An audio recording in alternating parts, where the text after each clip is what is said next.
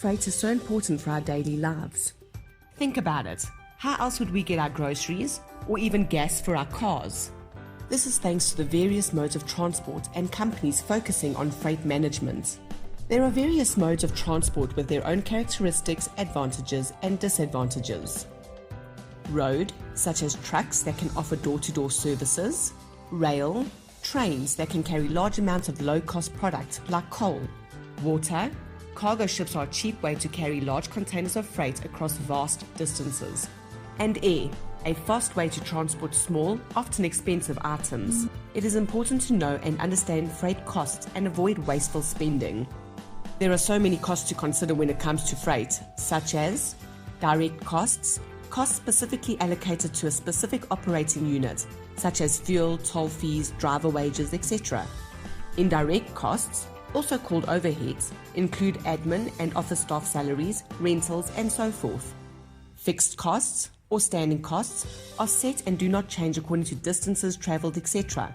Some examples here are operator licensing costs, vehicle insurances, etc. Variable costs, they vary according to the number of hours, days, and distance covered by vehicles. This also includes fuel, road charges, etc. To operate a fleet of trucks, two sets of costs are involved. Fixed costs, like depreciation cost of the vehicle or vehicle lease costs, crew salaries and wages, insurances, licenses, and other regulatory costs. And operating costs, fuel, maintenance, spares, tires, toll roads, etc. The carrier would calculate a rate per kilometer to ensure that these costs are all covered. Examples of these costings can be seen in your practitioner's guide.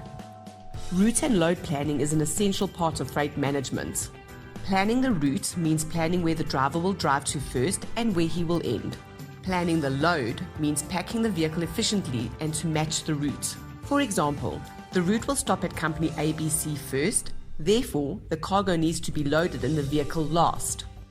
Some companies handle their freight management internally, while others use external logistics providers known as PLs. Here, a company can choose between 3PL, 4PL, 5PL, and even 7PL, depending on their requirements. Some advantages of using a logistics provider is it assists with cost saving, increases capabilities, it's convenient, and it offers flexibility. Disadvantages, however, include company loses direct control, the company may become too dependent on the logistics provider, distance between logistics provider and the company, and potential loss of reputation. Knowing freight options and costs is all part of being an effective supply chain practitioner.